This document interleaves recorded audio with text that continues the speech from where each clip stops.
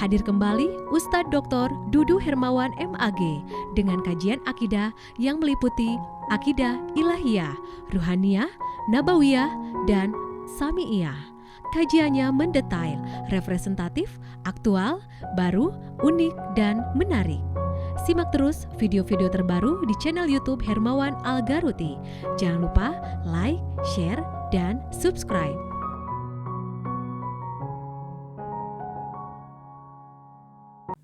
Bismillahirrahmanirrahim. Assalamualaikum warahmatullahi wabarakatuh. Alhamdulillahirabbil alamin. Wassalatu wassalamu ala asyrafil anbiya'i wal mursalin wa ala alihi wa sahbihi ajmain, amma ba'du. Para santri baik yang ada di tempat ini atau yang berada di luar, di mana saja Anda berada, mari kita sama-sama mengkaji akidah Ahlus Sunnah wal Jamaah. Dan kajian kita sekarang ini terkait dengan sifat wahdaniyah. Nah, sifat wahdaniyah ini termasuk kepada sifat salabiyah. Sebagaimana Anda tahu bahwa sifat Allah yang 20 itu oleh para ulama dikategorikan ke dalam 4 bagian. Pertama, yaitu sifat nafsiyah, yaitu sifat wujud. Yang kedua, sifat salabiyah. Salabi itu artinya mencabut sifat-sifat yang tidak layak bagi Allah. Yaitu yang pertama kidam. Kidam itu artinya tidak didahului oleh tiada. Yang kedua bako, Allah tidak diakhiri oleh tiada. Mukhalafatun lil hawadisi, Allah tidak sama dengan makhluknya. Qiyamuhu binafsihi, Allah tidak membutuhkan ruang dan yang mengadakan. Wahdaniyat, Allah tidak berbilang, ya. Dan selanjutnya sifat ma'ani, dari mulai kodrat, irodat, ilmu, hayat, sama, basar, kalam. Nah, itu sifat ma'ani. Nah, lalu yang terakhir yaitu sifat ma'nawiyah, yaitu dari qadiron, muridan, aliman, hayan, sami'an, basiron, mutakalliman. Nah, itu namanya sifat ma'nawiyah. Nah, kita sekarang sedang mengkaji sifat salabiyah yang terakhir, yaitu wahdaniyah. Santri yang berada di sini akan membacakan teks dari kitab Tijan Ad-Daruri. Silakan untuk dibacakan dan Anda dapat melihat di layar, ya. Silakan. Wayajibu fi haqqihi ta'ala, wayajibu dan wajib, fi haqqihi ta'ala dalam hak Allah Ta'ala, al-wahdaniyatu sifat wahdaniyah, fidzati wahdaniyah, fidzati dalam zat, wafis sifati dan dalam sifat, wafil af'ali dan dalam perbuatan. Wa makna al-wahdaniyat fizzati, ya, makna wahdaniyat pada zat,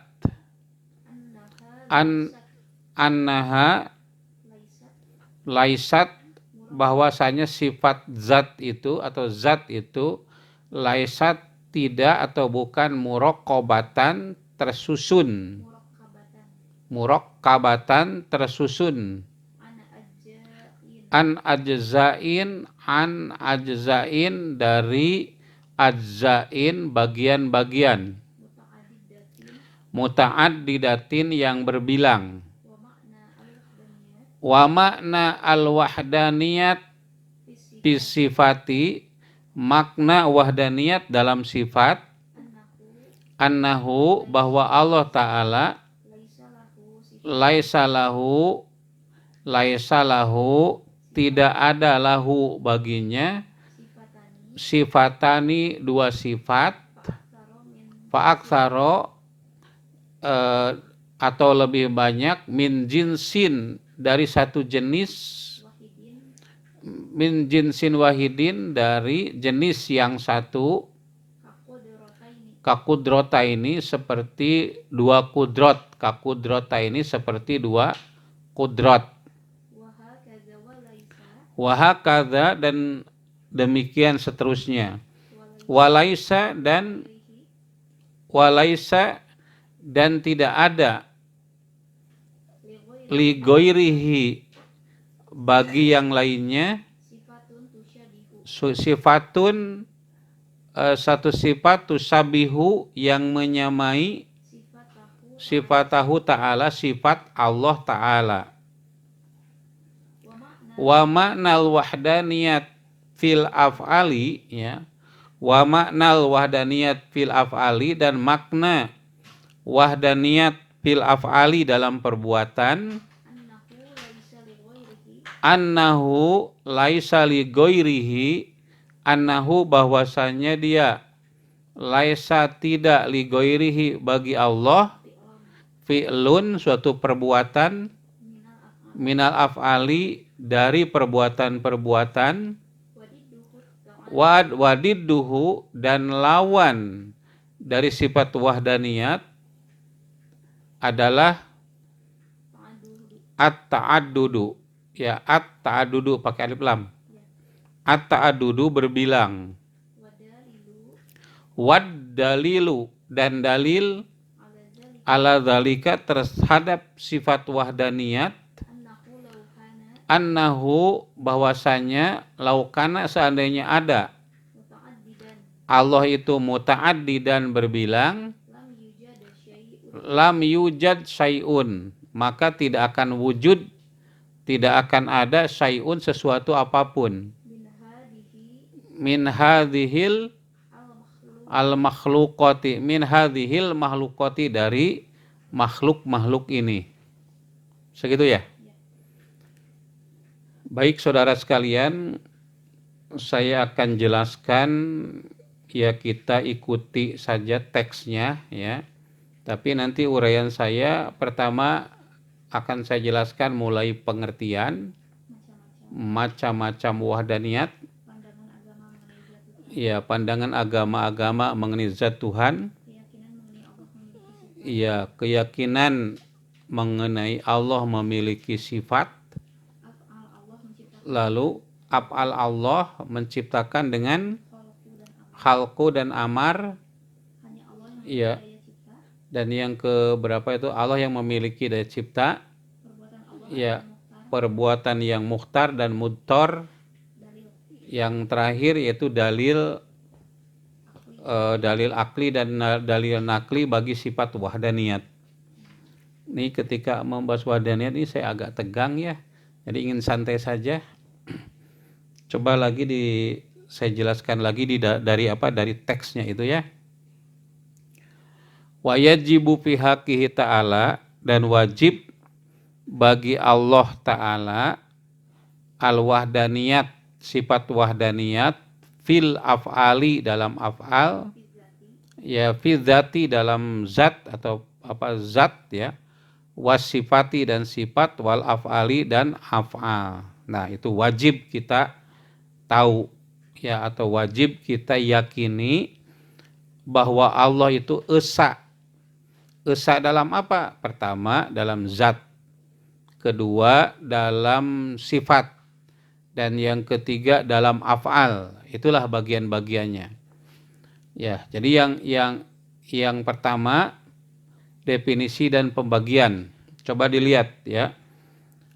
Wahdaniyat itu ada 3. Pertama, wahdaniyat fi zat, esa dalam zat Allah. Yang kedua, wahdaniyat fi sifat, esa dalam sifat. Dan yang ketiga adalah wahdaniyat fil af'al, esa dalam perbuatan. Nah, sekarang apa yang dimaksud dengan esa dalam zat ya? Ya, wa makna.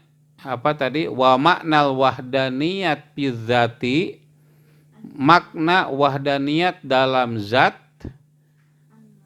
annaha laisat, bahwa zat Allah itu laisat, bukanlah atau tidak, murokkabatan tersusun, an ajzain dari beberapa bagian, muta'addidatin yang banyak gitu. Nah, jadi bagi umat Islam ya, dan saya juga ajak kepada pemeluk agama lain untuk sharing saja ya, kita sharing ya, kalau apa yang saya jelaskan itu Anda yakini kebenarannya, ya apa salahnya Anda memeluk agama Islam ya. Ya tidak ada salahnya, tentu yang seharusnya memang begitu. Nah, jadi zat Allah itu tidak tersusun dari beberapa bagian. Pemeluk agama-agama di dunia itu beraneka ragam ya, terkait dengan masalah zat Allah itu. Nah, tadi disebutkan ya, coba di akidah ilahiyah itu ada keyakinan-keyakinan agama lain. Yang pertama agama Zoroaster. Zoroaster itu berkeyakinan bahwa Tuhan itu ada dua. Ya, yang pertama Ahura Mazda. Ahura Mazda itu Tuhan yang menciptakan kebaikan. Yang kedua Akriman atau Ahriman ya, adalah Tuhan yang menciptakan keburukan. Jadi kalau misalnya siapa yang menciptakan malaikat, oh itu pasti Ahura Mazda, karena dia yang menciptakan kebaikan. Siapa yang menciptakan setan, setan itu diciptakan oleh Ahriman. Siapa yang menciptakan siang, yang menciptakan siang itu Ahura Mazda. Siapa yang menciptakan malam, Akriman. Siapa yang menciptakan yang kulitnya putih, Ahura Mazda. Siapa yang menciptakan yang hitam, Akriman ya. Nah, itulah keyakinan Zoroaster. Nah, Islam tidak mengajarkan itu. Islam itu mengajarkan annaha laisat murokkabatan min ajzain muta'addidatin, bahwa zat Allah itu tidak tersusun dari bagian-bagian muta'addidatin yang muta'addidah ya. Muta'addidah itu berbilang ya. Nah, kemudian yang berikutnya agama Manu. Bagaimana agama Manu? Iya. Iya, pencipta alam ini menurut agama Manu ada dua ya. Ya, ada yang menciptakan cahaya dan ada yang menciptakan kegelapan. Hampir sama sebetulnya dengan agama Zoroaster tadi. Ya, dengan agama Zoroaster ada yang menciptakan terang, ada yang menciptakan kegelapan. Nah, ini bertentangan dengan keyakinan Islam. Ya, bahwa Islam itu mengajarkan Allah itu menciptakan segala sesuatu gitu. Segala sesuatu, menciptakan gelapnya malam, menciptakan terangnya siang, ya, menciptakan gemerlapanya lampu, menciptakan kegelapan tatkala tidak ada lampu-lampu di Nusantara atau di persada ini gitu ya. Nah, itu Allah semuanya juga ya. Kemudian agama apalagi selain agama Manu, ya agama Nasrani, ya tentu ini tidak semua ya. Nasrani itu berpendapat ada Tuhan. Tuhan itu Tuhan terdiri dari 3 pribadi, yaitu yang pertama Tuhan Allah atau yang disebut Tuhan Bapa. Yang kedua Al-Masih, yaitu Tuhan Anak ya. Dan yang ketiga adalah Ruhul Kudus. Nah ini kalau di dalam Al-Quran disebutkan laqad kafara ladina qalu innallaha salisu salasah. Sungguh telah kafir orang yang mengatakan bahwa Allah itu adalah tiga dari tiga atau trinitas begitu ya. Ini penjelasan ajaran agama Allah, agama Islam. Karena zat Allah itu dalam Islam tidak terbagi-bagi. Ya, tidak terkena dengan kuantiti atau kuantitas yang dalam bahasa Arabnya kam, terbebas dari kam mutasil ya, dalam zatnya. Kam mutasil itu artinya kuantiti berkesinambungan, bilangan yang berkesinambungan. Misalnya zat Allah itu terdiri dari beberapa unsur, ya, terdiri dari tulang, daging, kulit, limpa, dan lain-lain. Nah, Allah tidak tersusun seperti itu zatnya. Jadi berbeda dengan keyakinan agama lain, ya. Ya, Islam itu mengajarkan begitu. Jadi dan juga Tuhan itu zatnya itu tidak tersusun ya atau terlepas dari kamun pasil, kuantiti atau kuantitas yang terpisah-pisah. Tadi diyakini oleh sebagian agama lain, baik itu agama Manu, Zoroaster atau Nasrani. Nah, Islam tidak mengajarkan itu. Zat Allah itu bagi Islam itu satu, tidak ta'adud, tidak berbilang, tidak terdiri dari berbagai unsur, ya. Nah, itu yang pertama. Sifat wahdaniyat yang kedua yaitu wa makna wahdaniyat wa maknal wahdaniyat bisifati, dalam sifat apa itu maknanya itu wa maknal wahdaniyat bisifat, dan makna wahdaniyat bisifat annahu, bahwa Allah Ta'ala laisa lahu, tidak memiliki, laisa tidak lahu baginya, sifatani dua sifat, fa'aksaro atau lebih, min jinsin dari satu jenis, wahidin ya dari satu jenis. Kakudrota ini seperti dua kudrot, wahakadha dan seterusnya, walaisa dan tidak ada, ligoirihi bagi selain Allah, sifatun tusabihu sifatahu yang menyerupai sifat Allah Ta'ala. Nah, jadi sifat Allah itu juga tidak terberbilang ya. Misalnya Allah itu memiliki kudrot. Kudrot itu adalah kemampuan. Kemampuan apa? Kemampuan lil ijadi, kemampuan untuk mengadakan, atau lil i'dami, untuk meniadakan. Nah, sifat Allah untuk mengadakan yaitu sifat kudrot. Ya, sifat kudrot itulah ya. Jadi sifat untuk mengadakan pakai kudrot, untuk meniadakan pakai kudrot, untuk mengadakan langit dan bumi pakai satu kudrot ya, dan meniadakannya juga pakai kudrot yang sama juga, kekuasaan yang sama juga. Tidak dipisah, misalnya untuk mengadakan pakai kudrot satu, untuk meniadakan pakai kudrot dua, untuk mengaturnya pakai kudrot tiga, dan seterusnya. Itu tidak begitu. Satu kudrot itu untuk ya lil ijadi, untuk mengadakan, wal idami, dan untuk meniadakan juga, begitu. Ya, itu menurut paham Ahlus Sunnah wal Jamaah. Nah, dan untuk mengadakan langit itu juga pakai satu irodah. Untuk meniadakan juga pakai irodah yang sama. Irodah itu artinya kehendak ya. Kudrat, irodat, ilmu. Allah mengetahui atau menyingkap segala sesuatu pakai ilmu yang satu.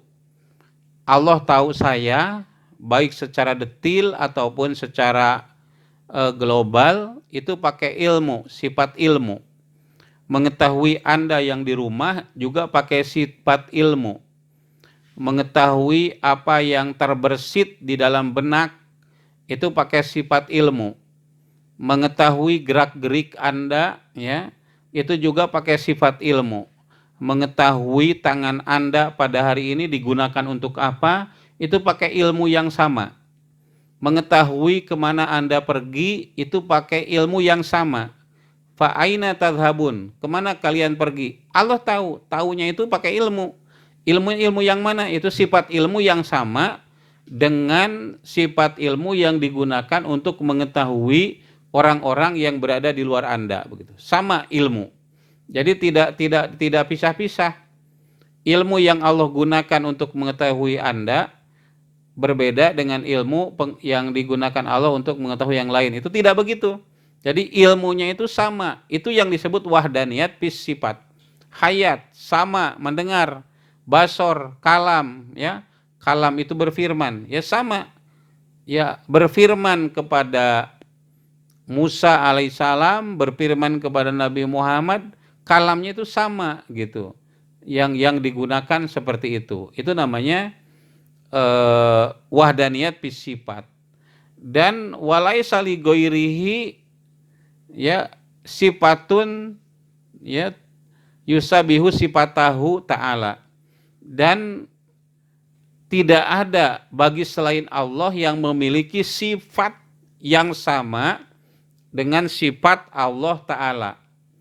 Walaupun di antara Anda mungkin ada yang memiliki nama Ajiz, Allah punya nama Ajiz, ya sama dalam sebutan tetapi berbeda dari segi hakikat.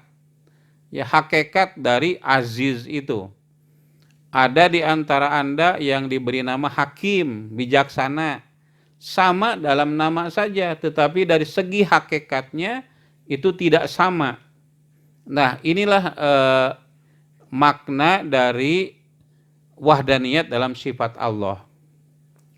Terkait dengan sifat Allah ini, saya jelaskan pandangan para ulama mengenai apakah Allah itu memiliki sifat atau tidak. Nah, dalam kaitan ini ada dua pandangan ulama. Pertama, ulama Mu'tazilah. Ulama Mu'tazilah berpendapat bahwa Allah itu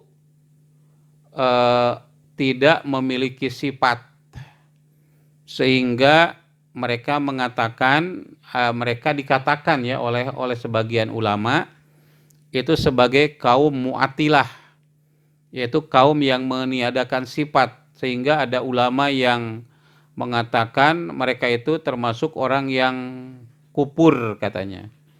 Ya, saya ingin menegaskan dulu supaya duduk perkaranya seperti apa.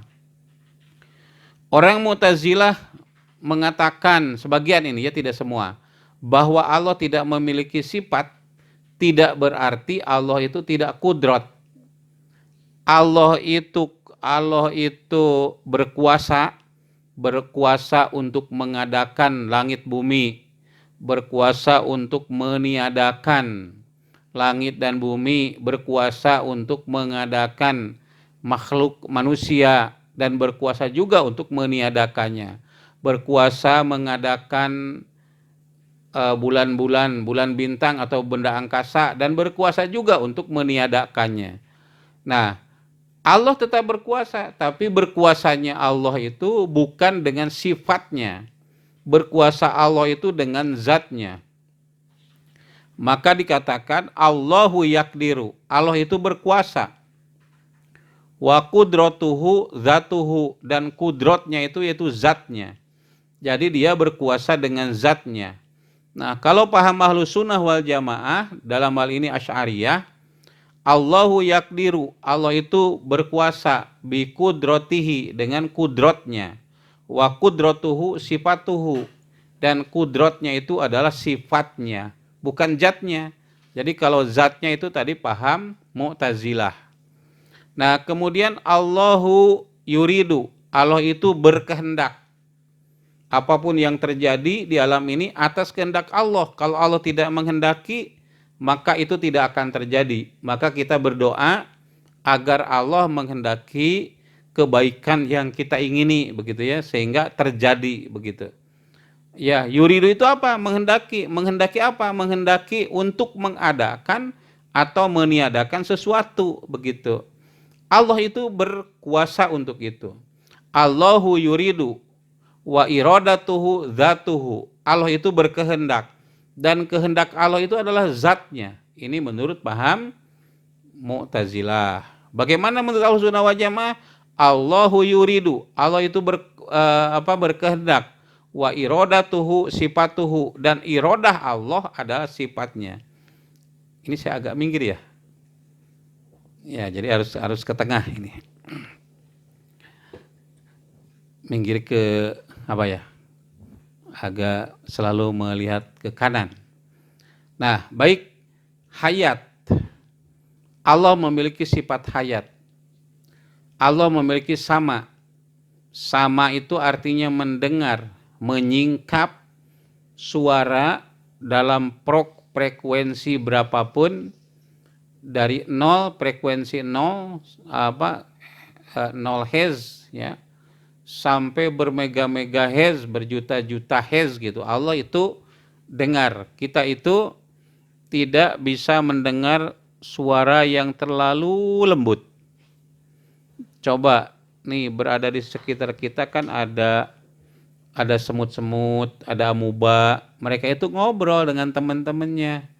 Ada kecoa nih, di rumah ini ada kecoa, tapi sudah disemprot pakai apa ya, alat semprot untuk mengusir kecoa gitu. Mereka itu juga berbicara, mereka berkomunikasi, tetapi kita tidak mendengarnya. Ada amuba ya. Kemudian kita juga sekarang itu suara dentuman nuklir dari matahari, karena saking besarnya tidak terdengar.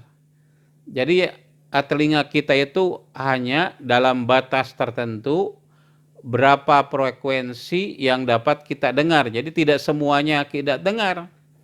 Allah sudah mengatur begitu, karena kalau tidak diatur begitu kita repot.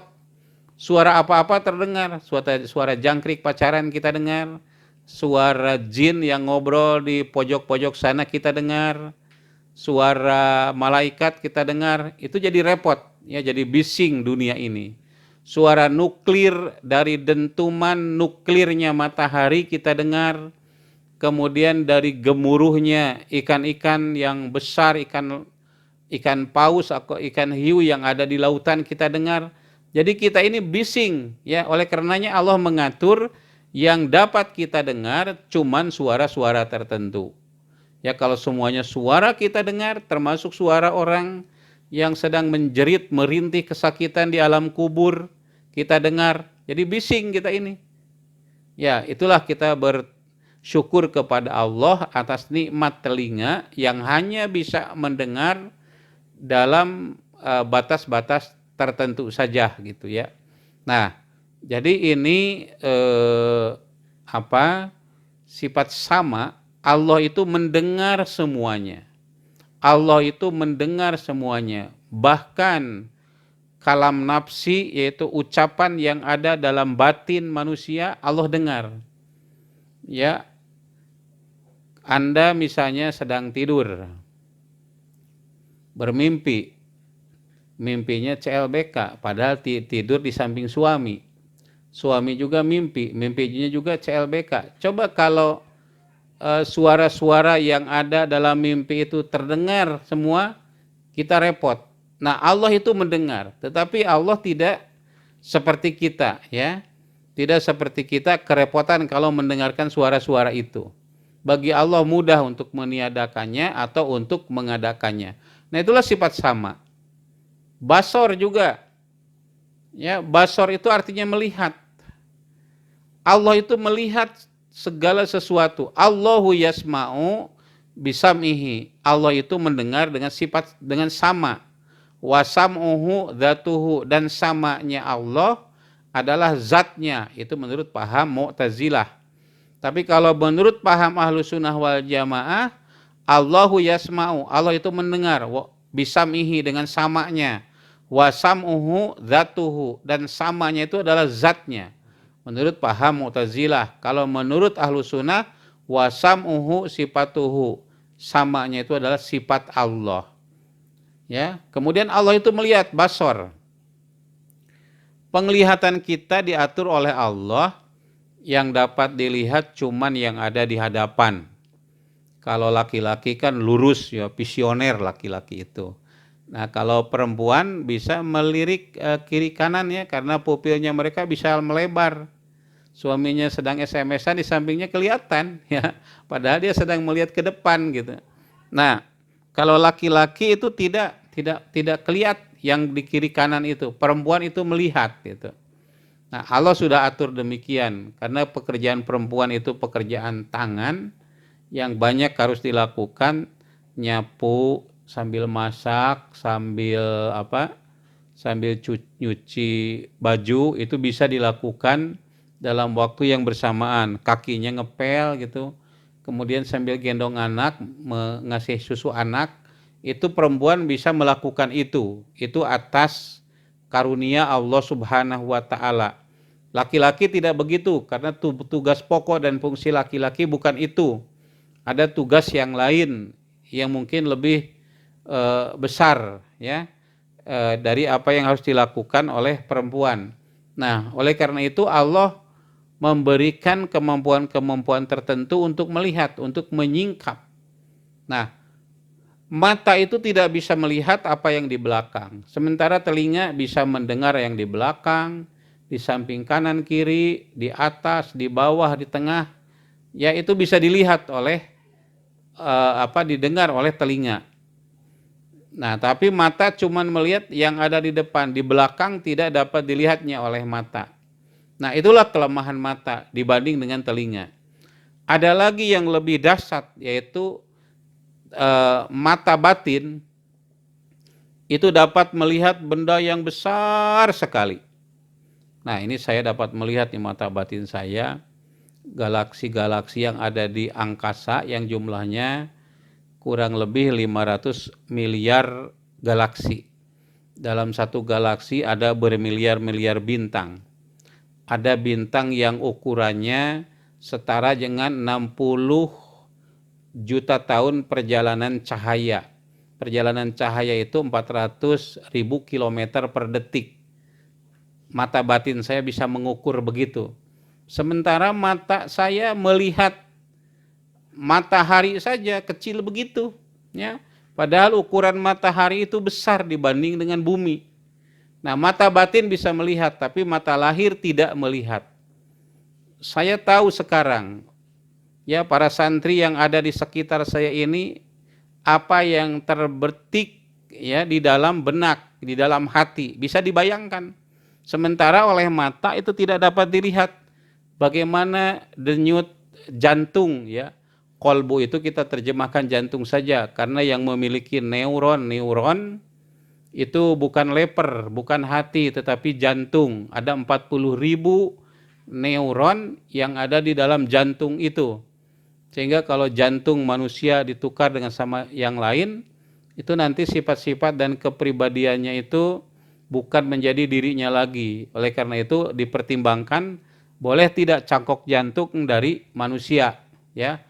Karena nanti misalnya kalau jantung yang diambil ya, nanti memori membunuh itu akan ada pada orang yang jantungnya itu cangkok. Ya, kalau misalnya jantung yang diambil itu dari copet, ya tentu pikiran-pikiran nyopetnya itu nanti akan ada pada seseorang. Kalau yang diambil itu dari jantung babi, nah itu harus dipertimbangkan ya, halal haramnya menurut ajaran agama Islam. Nah, jadi Allah itu apa tadi? Allahu yabsuru wa basarahu, Allah itu melihat dan basornya itu adalah zatnya menurut Mu'tazilah. Sementara menurut paham Ahlu Sunnah wal Jamaah wa basaruhu sifatuhu, dan yang terakhir adalah kalam. Kalam itu berfirman, wa kallamallahu Musa taklima. Allah berfirman kepada Musa dengan kalam. Sesuatu yang membingungkan dari paham Asy'ari, Apakah sifat Allah itu zatnya? Jawabannya bukan. Apakah sifat Allah itu kholik? Jawabannya bukan. Apakah makhluk? Jawabannya bukan. Bukan kholik dan bukan makhluk. Nah, ini yang membuat pusing sebagian dari kaum muslimin terhadap paham ini. Nah, oleh karena itu ada paham alternatif dari kaum muslimin, yaitu paham ulama salaf yang mengatakan, pertama, apakah Allah berkuasa? Ya, berkuasa. Apakah dengan zat? Jangan ditanyakan. Apakah dengan sifat? Jangan ditanyakan. Yang penting Allah itu berkuasa. Yang penting Allah itu berkehendak. Yang penting Allah itu hayat. Yang penting Allah itu mendengar. Yang penting Allah itu melihat. Yang penting Allah itu berfirman. Jangan ditanyakan apakah dengan zat atau dengan sifat. Ini paham para ulama salaf. Karena dalam Quran juga tidak disebutkan. Di dalam hadis juga tidak disebutkan. Tetapi ini pemikiran filosofis dari para ulama. Ya, pemikiran filosofis dari para ulama. Nah, kalau kita renungkan juga pendapat Syekh Sanusi, ya, ketika membahas qiyamuhu binafsihi, itu dinyatakan bahwa ada yang membutuhkan ruang tetapi tidak membutuhkan yang menciptakan. Apa itu? Yaitu sifat Allah. Sifat Allah itu tidak perlu yang menciptakan, tetapi memerlukan ruang. Ruangnya apa? Yaitu zat Allah. Nah, sehingga timbul di sini persoalan, apakah zat Allah merupakan benda sehingga bisa dijadikan ruang untuk sifat? Nah, maka kalau tadi Mu'tazilah mengatakan bahwa zat Allah itu, sifat Allah itu ya zat Allah itu sendiri, begitu ya. Tidak berarti Mu'tazilah mengatakan Allah tidak punya sifat, tapi sifat itu yaitu zatnya itu sendiri, begitu ya. Nah, saudara sekalian, itulah perdebatan mengenai sifat Allah. Nah, sekarang kita akan memberikan penjelasan terhadap sifat wahdaniyat fil af'ali. Wahdaniyat fil af'ali, yaitu Allah itu esa dalam apanya? Fil af'ali, dalam perbuatannya. Nah, apa maknanya? Makna, ya coba nih santri yang ada di sini tolong dibaca lagi dalam tijan. Wa maknal wahdaniyat fil af'ali, dan makna wahdaniyat, ya, esa fil af'ali, dalam perbuatan-perbuatan Allah, annahu laisa li ghairihi fi'lun, bahwa tidak ada bagi selain Allah suatu perbuatan, minal af'ali, dari perbuatan-perbuatan, ya, dari perbuatan-perbuatan, ya, gimana barisan itu? Dari perbuatan-perbuatan, sebentar, itu sudah selesai tadi. Jadi wa maknal wahdaniyati fil af'ali, makna wahdaniyah dalam perbuatan, annahu, bahwa dia, laisa, tidak ada, li ghairihi, bagi selain Allah, fi'lun minal af'ali, sebentar ya. Jadi ini kayaknya ada yang belum selesai ini, apa penulisannya itu ya. Bahwa tidak ada bagi selain Allah perbuatan dari perbuatan, itu baru koma, belum titik ya. Nah, itu harus dicek lagi teksnya atau matan dari kitab Tijan Ad-Daruri. Mungkin yang dimaksud, ya, kalau dilengkapi, annahu, bahwa dia, bahwasannya, laisa, tidak ada, li ghairihi, bagi selain Allah, fi'lun, perbuatan, minal af'ali, dari perbuatan-perbuatan, yusabbihu, yang menyamai fi'lahu, perbuatan Allah, atau apalah gitu ya. Mungkin ada yang apa namanya, ada yang kelewat begitu. Tapi baik, tidak apa-apalah ya. Jadi perbuatan Allah itu perbuatan yang Allah gunakan untuk melakukan sesuatu, adalah perbuatan Allah itu sendiri yang hanya satu. Yang perbuatannya itu berbeda dengan perbuatan makhluknya. Kalau Allah melakukan suatu perbuatan, tidak perlu organ, tidak perlu berbagai perangkat ya, tapi Allah bisa melakukannya sendiri tanpa ada bantuan suatu apapun. Nah, perbuatan Allah ini kalau kita lihat ya, misalnya bagaimana Allah mencipta. Kita yakini bahwa yang mencipta segala sesuatu itu Allah. Itu ada dua bentuknya. Yang pertama, perbuatan dalam bentuk al-amru, yaitu perintah.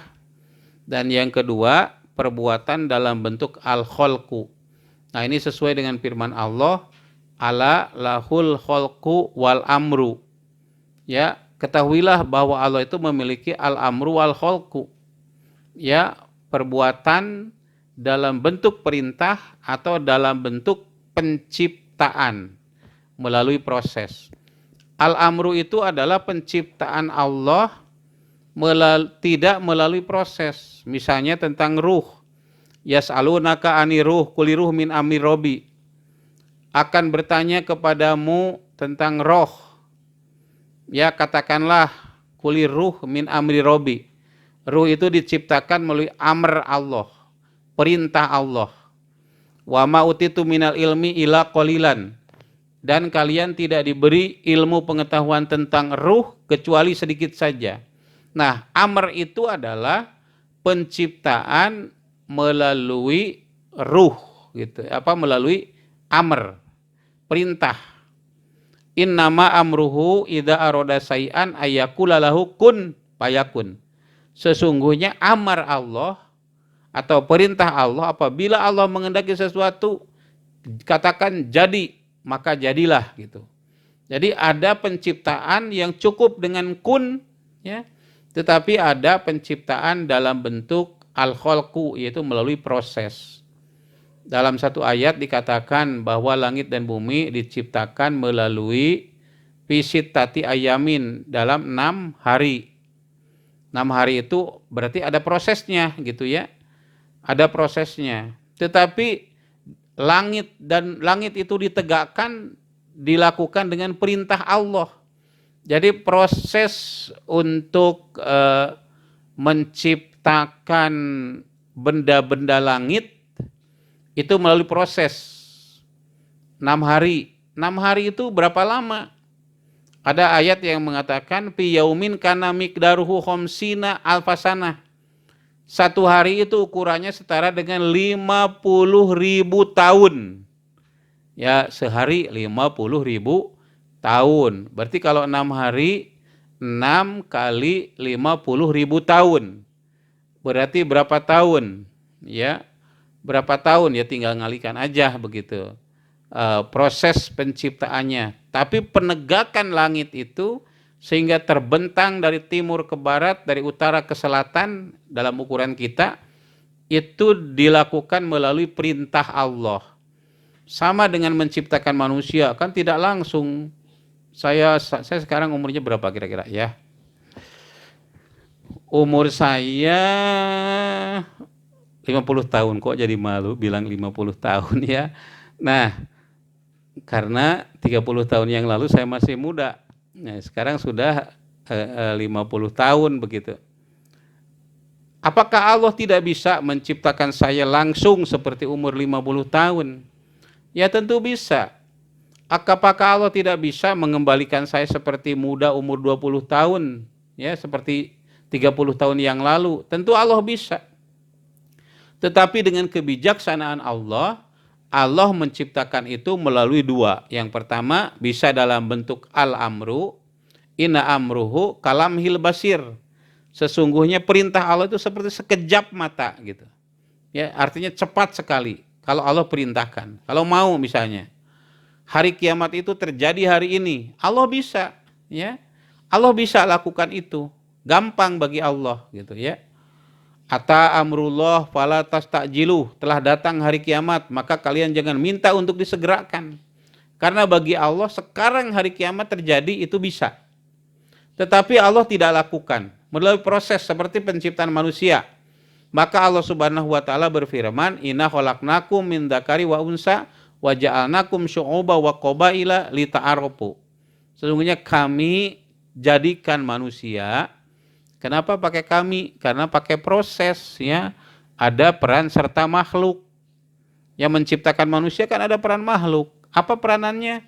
Ada terjadi pernikahan, ada malam pertama, ada pembuahan, kemudian jadi janin ya, kemudian hamil, kemudian dilahirkan jadi bayi, jadi kanak-kanak, jadi anak-anak, jadi remaja, jadi dewasa, jadi manula, akhirnya mati. Itu kan proses.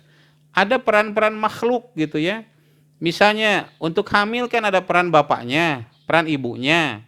Tidak langsung Allah yang langsung jadi saja manusia gitu tanpa proses. Ya, kejadian Isa saja kan ribut orang.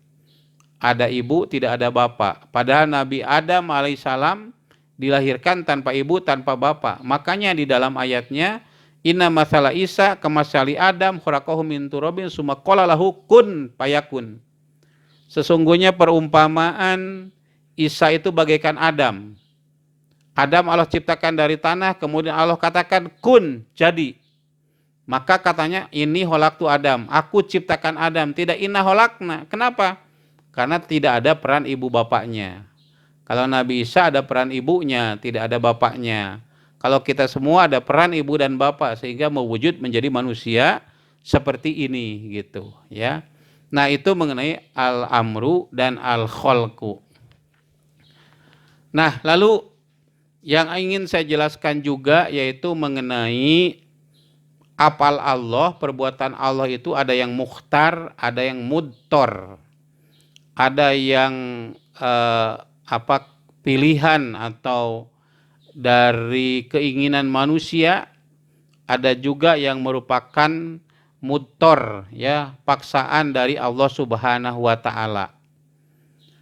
Sebut saja misalnya orang innallaha la yughayyiru ma biqaumin hatta yughayyiru bi anfusihim. Sesungguhnya Allah tidak mengubah suatu kaum kecuali atau sampai mereka mengubah mereka itu sendiri gitu ya. Jadi ada peranan, ada upaya-upaya dari manusia, itu namanya af'al mukhtar. Perbuatan Allah atas pilihan mukhtar itu. Contoh begini, kalau saya ingin punya anak laki-laki, apa upaya yang saya lakukan? Ya, itu tetap saja perbuatan Allah, tapi kita ada upaya. Ya, kalau anak laki-laki, mohon maaf ya, berarti yang orgasmenya harus istrinya dulu. Kalau anak perempuan, yang ejakulasinya harus laki-laki dulu. Nah, nanti akan menghasilkan yang perempuan misalnya ya. Nah, itu namanya af'al mukhtar, perbuatan Allah yang dikaitkan dengan usaha manusia. Kita berdoa supaya panjang umur, lalu Allah panjangkan umur kita. Itu namanya af'al mukhtar. Kita silaturahmi dengan sesama, lalu umur kita panjang, itu namanya af'al mukhtar ya. Perbuatan yang peran serta ada makhluk yang bekerja juga di situ, usaha ya. Nah, saudara sekalian, itu yang pertama. Yang kedua adalah af'al mudtor. Saya ingin memilih takdir, kalau kuliah misalnya IPK 4,5 ya, maka saya upaya gitu ya, saya belajar dari pagi sampai sore. Saya punya buku-buku bahan ajar yang terkait dengan mata kuliah yang saya pegang. Ya, waktu ujian saya lakukan dengan sebaik-baiknya. Nah, dan berhasil. Nah, berarti ini af'al mukhtar. Nah, tetapi kalau ternyata tidak berhasil, berarti ini namanya af'al mudtor, perbuatan Allah yang Allah sendiri yang menentukan, walaupun kamu usaha tapi aku inginnya begini. Nah, itu terserah Allah gitu. Itu namanya af'al mudtor. Bagaimana sikap kaum muslimin jika seperti itu, maka kita pasrah saja kepada Allah. Belajar sudah, baca buku sudah, ya suplemen untuk mencerdaskan sudah, ya tetapi ternyata tidak berhasil, yaitu terserah saja kepada Allah gitu. Nah, kemudian saudara sekalian, perbuatan-perbuatan itu ya ada yang perbuatan dekat, ada perbuatan jauh. Ada orang yang sakit, kemudian berobat dan sembuh. Itu perbuatan siapa? Apakah Anda katakan saya sembuh dengan obat ini, pel ini gitu ya? Atau saya sembuh oleh Allah yang menyembuhkan? Nah, para ulama mengatakan dalam hati dia katakan Allah ya, tapi di lisan dia katakan obat ini ya, kodein misalnya gitu ya. Kalau sakit yang di kepala itu kan pakai itu. Tapi tetap saja dalam hati yakin yang menyembuhkan ini Allah. Ya, kalau orang dengan goloknya bisa melukai, luka itu sama Allah atau golok itu sendiri yang melukai, maka dari segi ucapan kita ucapkan golok ini, saya luka dengan golok ini, tapi dalam hati Allah yang melukai. Nah itu artinya yang memiliki daya cipta. Nah ini judulnya tadi begitu ya. Perbuatan selain Allah tidak memiliki daya cipta. Yang memiliki daya cipta hanyalah perbuatan Allah. Yang lain hanya perantara saja. Sehingga disebut sabab qorib. Sebab dekatnya apa? Yaitu perbuatan Allah. Ya, bagaimana cara Allah menyembuhkan? Katakanlah begitu ya. Pertama, Allah ciptakan penyakit. Kedua, Allah ciptakan obat. Yang ketiga, Allah ciptakan sentuhan antara obat dengan penyakit. Ya tentu melalui dokter katakanlah ya. Dan yang ketiga, Allah menciptakan sembuh. Atau yang ketiga, Allah meniadakan penghalang antara obat dengan penyakit.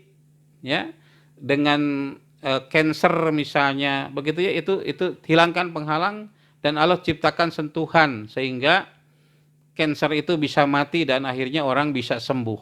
Tetap saja Allah yang membuat kita sembuh, bukan dokter, bukan obat, tapi Allah Subhanahu wa taala. Karena selain Allah tidak memiliki daya cipta, ya. Saya pernah ditegur oleh paman saya. Ya. Ya, saya bilang, "Wak, nanti akan saya bayar ini kalau saya dapat uang dari gaji saya." Ya. Lalu paman saya itu bilang, "Kenapa kok menyandarkan itu kepada manusia, kepada gaji? Bukan kepada Allah Subhanahu wa taala. Padahal yang memiliki daya cipta hanya Allah, tidak yang lain." Gitu.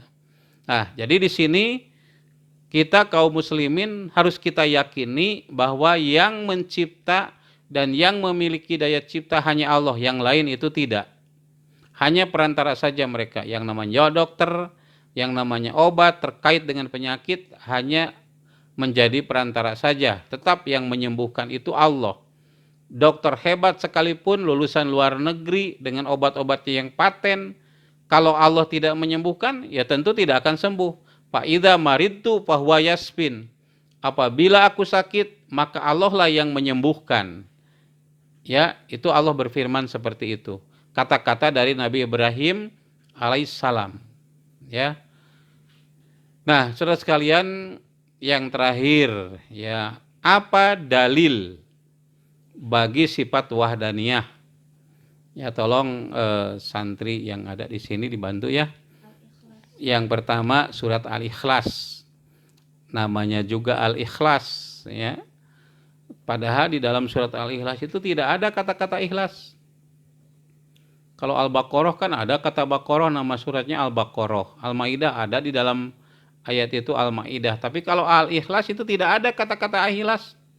Qul huwallahu ahad, Allahu samad, lam yalid walam yulad walam yakul lahu kufuwan ahad. Tidak ada kata ikhlas. Karena memang ayat ini yang paling ikhlas ya, kata Ustadz Hanan Attaqi itu. Kalau orang baca Quran mau sholat berjamaah, amma yatasa'alun anin naba'il azim alladzi hum fihi mukhtalifun, lupa. Dah lupa kembali qul huwallahu ahad. Ikhlas itu. Karena orang berjamaah dengan membaca surat Al-Ikhlas tidak ingin dipuji, ya, atau pakai ina atau ina kal kautsar gitu. Nah ini Al-Ikhlas. Kul, dalam benak seolah terbayang ketika kita menerawang langit, gitu ya. Kita lihat, waduh itu ada bulan, ya, lalu ada bintang yang gemerlapan gitu, baris berbaris. Seperti pasukan paskibraka, kalau tahun ini kan nggak ada ya gara-gara corona. Nah itu siapa yang mengatur itu semua? Kemudian kita lihat sawah luas membentang, padinya menguning, burung-burung berterbangan di atasnya. Ya, lalu siapa yang menciptakan ini semua? Terbayang di dalam benak. Kalau kita pergi ke pantai, di pinggirnya banyak pohon kelapa yang nyiur melambai, seolah mengajak berdiskusi, mengajak bercengkrama. Kemudian kita lihat deburan ombak, ya, lalu pasir putih, banyak orang yang bergerombol di sana. Siapa yang menciptakan ini semua? Timbul pertanyaan pada diri kita. Kemudian kita lihat gunung, ya, gunung membiru, ada air-air yang mengalir di sela-sela bebatuan, ada pohon-pohon yang rindang. Lalu ada kaki gunung juga, di situ ada air-air yang mengalir dan seterusnya. Lalu pertanyaan dalam benak kita, siapa yang menciptakan itu semua?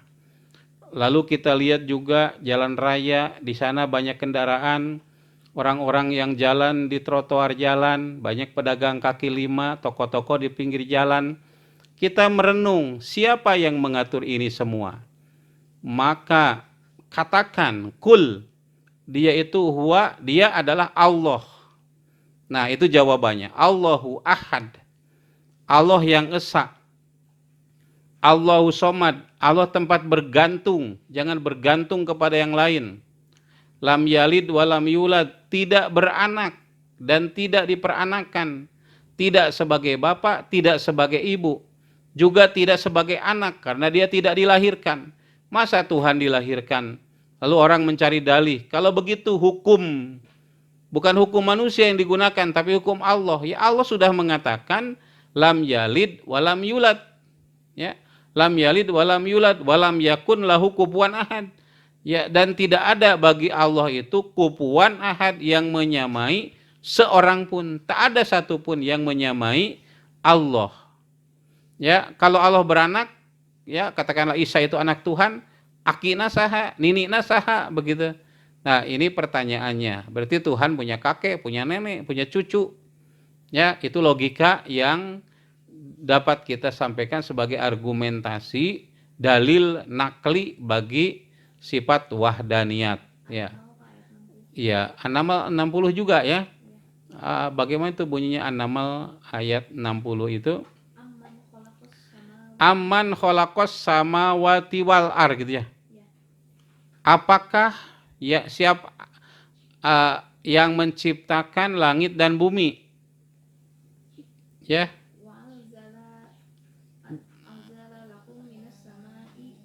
Iya. Wa anjala lakum minas samai ma'an, dan yang menurunkan hujan bagi kalian dari langit, kemudian kami tumbuhkan tumbuh-tumbuhan, ambatna, iya, kebun-kebun yang rindang, yang subur, yang hijau. Iya. Ya, dan seterusnya begitu ya. Ini surat An-Naml. Coba dilihat saja surat An-Naml ayat 60 ya. Nanti ada teksnya dan terjemahannya ya. Jadi ada qul huwallahu ahad, tadi sudah dijelaskan. An-Naml 60, nanti ada teksnya dan terjemahannya. Nah, kemudian saudara sekalian, sekarang dalil aklinya, logikanya itu bagaimana?